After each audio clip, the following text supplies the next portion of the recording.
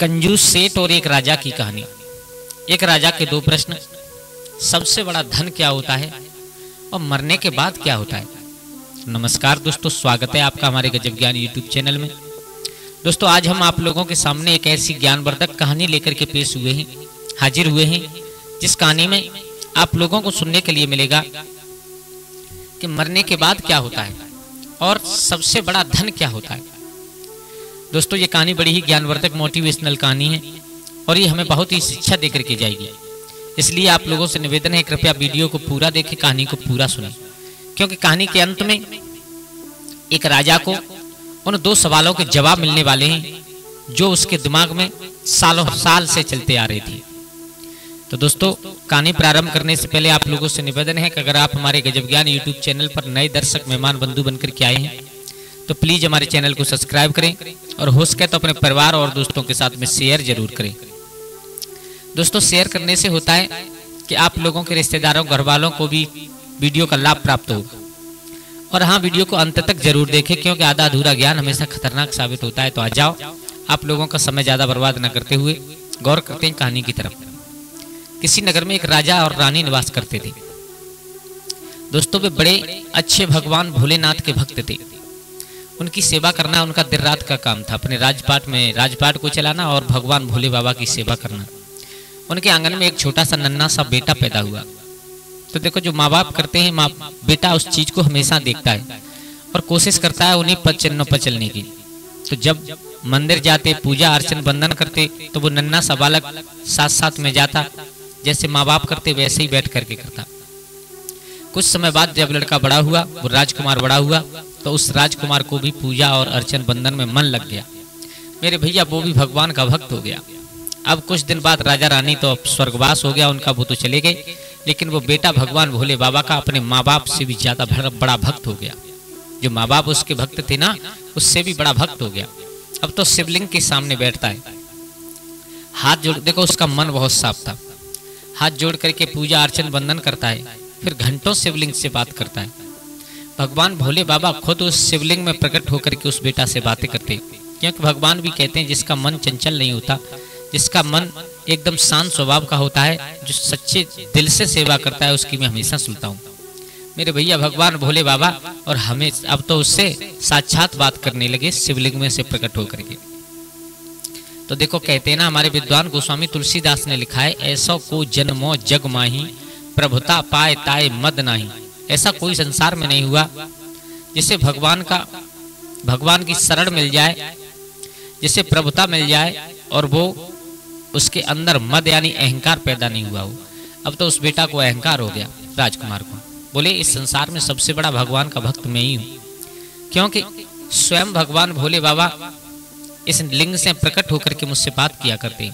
तो आप लोग जानते हो, अहंकार तो आज तक किसी का नहीं चला, किसी का भी। रावण कितना बड़ा बलवान था, कितना बड़ा विद्वान था, लेकिन अहंकार तो उसका भी टूट गया। हिरण्यकश्यप कितना बड़ा बलवान था, कैसे कैसे वरदान प्राप्त किए, लेकिन अहंकार उसका भी टूट गया।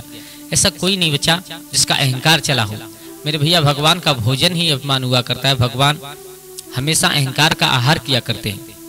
तो अब एक दिन कहीं वो राजकुमार अपने महल में था, तो कहीं से और एक भिखारी संत, बड़े विद्वान अच्छे संत थे, भीख मांगते मांगते राजा के दरवाजे पर आ गए। आकर के आवाज लगाई, बेटा कुछ हो तो हमें दे दो।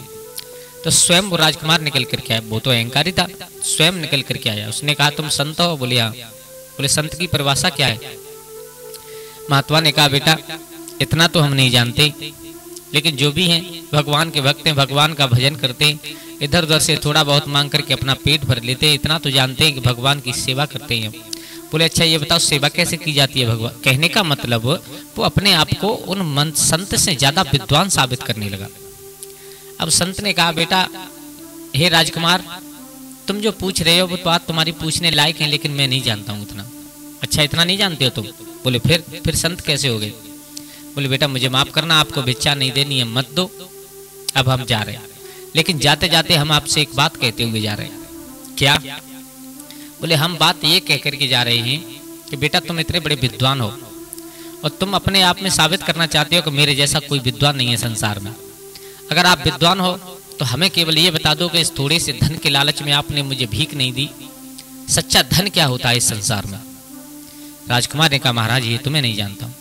अच्छा तो एक बात जानते होगे। बोले क्या? बोले तुम इतना अहंकार कर रहे हो, ये छोटी सी जिंदगी है और जब इंसान मर जाता है, जीव मर जाता है, जीव तो नहीं मरता दोस्तों, ये शरीर मर जाता है, तो उसके बाद क्या होता है? राजकुमार के दोनों प्रश्न राजकुमार के दिमाग में चलने लगे। बोले मैं तो अपने आप को बहुत बड़ा विद्वान समझता था, बहुत बड़ा भक्त समझता था, लेकिन ये क्या हुआ? ये छोटे से सवालों के जवाब नहीं मुझसे आ रहे। महात्मा तो इतना कह करके चले गए, उस अहंकारी राजा ने उसे भिक्षा भी नहीं दी।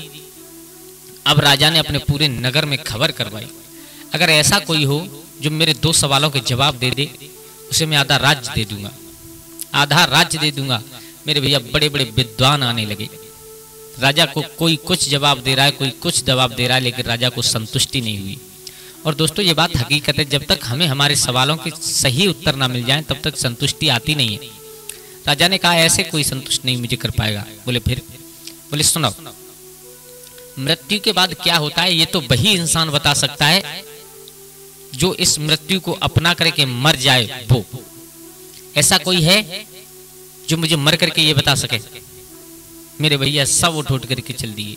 उसने पूरे राज्य में खबर करवा दी कि जो कोई इंसान आकर के मेरे पास में इसका जवाब देगा उसे अब मैं पूरा राज्य दे दूंगा, अपना शरीर छोड़ करके सब कुछ दे दूंगा। और कोई लेकिन बताए कैसे? कि खुद उसको मरना पड़ेगा, तब हमें आकर के बताए लौट करके कि मरने के बाद क्या होता है। अगर वो इंसान मर गया, लौट नहीं पाया, तो उसके परिवार वालों को पूरा राज्य दे दूंगा मैं। अगर लौट करके आ गया तो उसे पूरा राज्य दे दूंगा, लेकिन मेरे सवालों का जवाब मुझे मिल जाना चाहिए। मेरे भैया ऐसा कोई नहीं है संसार में जो थोड़े से धन के पीछे अपनी जान दे दे। लेकिन होते कुछ कंजूस लोग। एक कंजूस सेठ रहते थे उस नगर में, इतने बड़े कंजूस थे कि उनकी कंजूसी की चर्चा पूरे गांव में हुआ करते थे। कंजूस सेठ ने सोचा, बोले थोड़ी सी जिंदगी है अपनी, अब जी करके करेंगे भी क्या है, चलो चलते हैं राजा के पास। अगर मर गए फिर तो परिवार वाले खुश ही खुश, उनको इतना सारा धन मिल जाएगा, इतना सारा राजपाट मिल जाएगा। और अगर किसी प्रकार जिंदा लौटे आए तो जीवन की बात ही कुछ अलग है। ऐसा दिमाग में लालच पैदा करके वो सेठ चला कहाँ? उसी राजा के पास। राजा से कहा महाराज मैं आपके सवालों के जवाब दूंगा। बोले तुम्हें उसके लिए मरना पड़ेगा। बोले महाराज मरने के लिए तैयार हूँ। बोले तुम्हें मरना कैसे पड़ेगा मालूम है? बोले महाराज आप बताओ। बोले तुम्हें क्रियाक्रम से जैसे इंसान मर जाता है उस प्रकार टिकटी पर ले जा करके तुम्हें मिट्टी में दफना देंगे। ठीक 24 घंटे बाद उस मिट्टी को हटा करके तुम्हें निकालेंगे। तब तक तुम मरने के बाद मर करके और देख करके आना मरने के बाद क्या होता है। बोले महाराज ठीक है। अब एक बार के लिए कलेजा तो कांप गया, लेकिन वही धन का लालच, कहते हैं ना लालची इंसान मर सकता है लेकिन धन नहीं छोड़ सकता। उसने कहा ठीक है महाराज मैं तैयार हूँ। राजा ने कहा इसके लिए शर्त क्या है मालूम है? बोले क्या? बोले अगर तुम मर गए तो तुम्हारे परिवार को पूरा राज्य दे दूंगा मैं, अगर तुम जिंदा लौटे आए तो अपने शरीर को छोड़ करके पूरा राज्य तुम्हारे नाम कर दूंगा। बोले ठीक है महाराज। मेरे भैया जैसा कि हमारे तुम्हारे धर्म में होता है, हरे बांसों की कुछ नीम की लकड़ियां लगा करके एक टिकटी तैयार की गई, उस पर जिंदे लालची सेठ को लेटाया गया, मुर्दे की भांत लेट गए। उनको टिकटी पर लेटा करके ले करके चले हैं सैनिक। तो देखो हमारे हिंदू धर्म में कुछ ऐसा नियम होता है कि जब अर्थी जाती है तो उसके ऊपर पुष्प, चावल, पैसे, मतलब कुछ ना कुछ उसके ऊपर फेंकते हैं। अब सब लोग बोल रहे थे राम राम सत्य है, राम राम सत्य है, लेकिन सेठ जी मरे थोड़ा ही ना, वो तो लेटे थे, मरने की एक्टिंग कर रहे थे। मेरे भैया कुछ सैनिक लोग उनके ऊपर मखाने, बतासे, चावल और कुछ पैसे फेंक रहे थे। अब सेठ जी ने सोचा, बोले ये पैसे बर्बाद क्यों कर रहे हैं, ये मखाने और ये चावल बर्बाद क्यों कर रहे हैं। सेठ जी ने अपने हाथ पैर फैला दिए चारों तरफ, मरने की एक्टिंग कर रहे हैं लेकिन हाथ पैर फैला करके उन पैसे, चावल और मखानों को इकट्ठा करने लगे। मेरे भैया मरघट तक पहुंचने में जितने भी इकट्ठे कर लिए सेठ जी ने उसी कफन में एक कोने में बांध दिए, जो उनकी टिकटी के ऊपर थोड़े बहुत गिर गए थे। एक कफन में कोने में बांध करके सेठ जी को ले जा करके मरघट में रख लिया गया। अब लोगों ने गड्ढा खोद करके तैयार किया, उसमें लकड़ी लगाई। लकड़ी क्यों लगाई? चारों तरफ से लकड़ी इसलिए लगाई क्योंकि सेठ जी के ऊपर मिट्टी का दबाव ना बन जाए। ऊपर से मिट्टी लकड़ियां लगा करके उसको पाटा गया। अब सेठ जी बाहर हैं। तब तक हुआ क्या, अकस्मात विधि के विधान को कोई मेट नहीं सकता। एक गरीब स्त्री रोती हुई आ गई और उसने आकर के सैनिकों से कहा, भैया मेरे पास इतना कुछ नहीं है, आज 4 दिन हो गए, मेरे पति बीमार हैं, जो मैं इनका इलाज करा दूं। मेरे छोटे छोटे नन्हे नन्हे बच्चे हैं, भूख से व्याकुल हैं, तड़प रहे हैं, मर जाएंगे, अगर आप मुझे कुछ धन दे दो या कुछ खाने का सामान दे दो तो बच्चों की भूख मिटा दूं, अपने पति का इलाज करा दूं। सैनिक एकदम झुंझला करके चिल्ला पड़े, बोले पागल हो हैं? हम यहाँ मुर्दा घाट, हम यहाँ शमशान घाट में आए हैं एक इंसान को दफन करने, और हमका यहाँ धन थोड़ा ही ना बांध करके लाए। वो स्त्री बेचारी रोने लगी, बोले आखिरी उम्मीद थी मुझे आपसे, वो भी आपने तोड़ दी। तब तक सेठ जी के मन में और एक धर्म की बात जागी।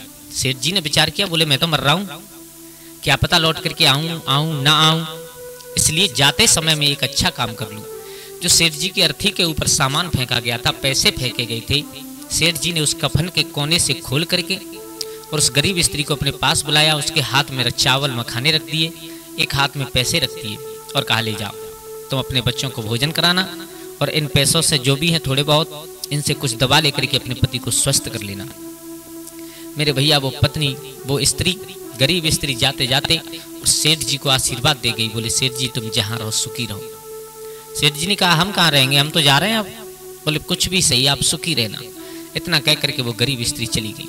जाकर के उसने उस पैसे से दवा ली, अपने पति को दवा खिलाई, उस भोजन से उन चावल को पका करके अपने बच्चों को भोजन कराया। और भोजन कराने के बाद जैसे ही बच्चे खा पी करके फ्री हुए, पति ने दवा खाई, स्वस्थ हुआ थोड़ा सा, तो उस पति ने आशीर्वाद दिया है, भद्रे जिसने भी तुम्हारे हाथ में ये धन या ये अनाज दिया है, भगवान करे वो जहां भी रहे सुखी रहे, राजा बन करके रहे, उसके जीवन में कभी कोई कलह बेकार नहीं आए। दोस्तों कहते हैं ना, गरीब की दुआ बहुत लगती है। इंसान के पास पैसा खत्म हो सकता है, लेकिन जिंदगी में दुआ कभी खत्म नहीं होती, आशीर्वाद कभी खत्म नहीं होता। अब उधर सेठ जी को दफना रहे हैं, तो सेठ जी को दफनाते समय जब उन्हें अंदर रखा गया, तो सेठ जी ने जब अंदर बिठा करके और ऊपर से लकड़ी लगा करके मिट्टी लगा रहे थे, तो सेठ जी ने अपनी एक उंगली लकड़ियों के बीच में फंसा ली, जिससे थोड़ा सा सांस लेने का साधन रह जाए। मेरे भैया सैनिक लोग जब चले गए, सेठ जी ने उसी उंगली को थोड़ा ऊपर निकाल करके उसमें एक छोटा सा छेद कर लिया, जिससे सांस अंदर आती रहे। अब सेठ जी को मरने का आभास हो रहा है, मौत का आभास हो रहा है। बोले मौत कितनी जबरदस्त होती है, क्योंकि उस कब्र में अंधेरी रात थी, चारों तरफ केवल झनकार जैसी आवाज आ रही थी, कुछ दिखाई नहीं दे रहा है। अब सेठ जी को पूरी रात्रि निकल गई उस छिद्र की तरफ देखते देखते। सुबह हुआ, सैनिक लोग आए। अब सेठ जी को संपूर्ण ज्ञान हो चुका था उस कब्र में जाकर के। सुबह हुआ, सैनिक लोग आए, तो सैनिक लोगों ने आकर के उस मिट्टी को हटाया। मिट्टी को उठाने के बाद सेठ जी को निकाला, तो थोड़े नर्वस सेठ जी निकले, निकाल करके राजा के सामने पेश किया। बोले तुम मरे नहीं? बोले महाराज नहीं मरा। बोले फिर आप जवाब कैसे दोगे? बोले महाराज जवाब मुझे मिल गए, आप अपना प्रश्न कीजिए। बोले कहो। बोले सबसे पहले तो ये बताओ कि सबसे बड़ा धन क्या होता है? बोले महाराज आप धन की बात कर रहे हो ना, तो सबसे बड़ा धन होता है इंसान के जीवन में, चाहे उसे कितनी भी धन माया मिल जाए, चाहे उसे कितने भी घोड़े हाथी मिल जाएं, कहने का मतलब कितनी भी उसे धन दौलत मिल जाए, लेकिन जब तक संतोष धन नहीं आता है तब तक सब धन धूल के समान होते। हमारे विद्वान कहते हैं ना, गज धन गौ धन बाज धन और रतन धन खान, जब आवे संतोष धन सब धन धूल समान। महाराज मैंने अपनाया, जब तक मैं लालच करता रहा मेरे लिए सब धन सबसे बड़ा था, लेकिन आज केवल कल मरने से ठीक 2 मिनट पहले मेरे दिल में संतोष आ गया। मैंने अपने हाथ से और एक स्त्री को जो कुछ भी मेरे पास था वो मैंने दे दिया। जब मुझे संतोष आया तो मुझे उससे बड़ा धन कोई नहीं लगा। बोले बात सही है। दूसरी बात, मरने के बाद क्या होता है? बोले महाराज मरने के बाद कुछ नहीं होता। बोले फिर? बोले ये होता है कि तुमने जीवन में क्या किया है उसका हिसाब लगाया जाता है। भगवान भी इस बात को कहते हैं, मेरी पूजा करो, अच्छी बात है, लेकिन पूजा अर्चन वंदन करने से पहले किसी भूखे को भोजन खिलाओ, किसी गरीब की मदद करो, किसी सहायता लेने वाले को सहायता दो, किसी की मजबूरी है उसकी मजबूरी का फायदा मत उठाओ बल्कि उसकी मदद करो। इससे बड़ा कोई संसार में धर्म नहीं होता। महाराज मौत के बाद, मरने के बाद केवल यही सब कुछ इंसान का गिना जाता है उस जगह पर। राजा ने कहा बोले बात सच है। बोले अब राजपाट तुम्हारा हो गया। बोले महाराज अब कहाँ राजपाट हमारा है, अब आप राजपाट भोगिए, क्योंकि हमें तो केवल संतोष धन मिल गया, इससे बड़ा कोई धन नहीं होता। इतना कह करके वो सेठ चला गया। तो दोस्तों इस कहानी से हमें केवल यही सीखने के लिए मिलता है कि जब इंसान के पास संतोष आता है ना, तो सब धन धूल के समान हो जाते हैं। तो दोस्तों कैसी लगी आप लोगों को हमारी ये कहानी? अगर अच्छी लगी हो तो प्लीज़ हमारे चैनल को सब्सक्राइब करें, हो सके तो अपने परिवार और दोस्तों के साथ शेयर करें। आप लोगों का बार बार धन्यवाद जो आप लोगों ने वीडियो को पूरा देखा। आज के लिए बस इतना ही। कल फिर मिलते हैं किसी एक नई कहानी, एक नई चर्चा के साथ। तब तक के लिए सभी लोग आनंदित रहें, खुश रहें। जय श्री राधे, जय श्री राम।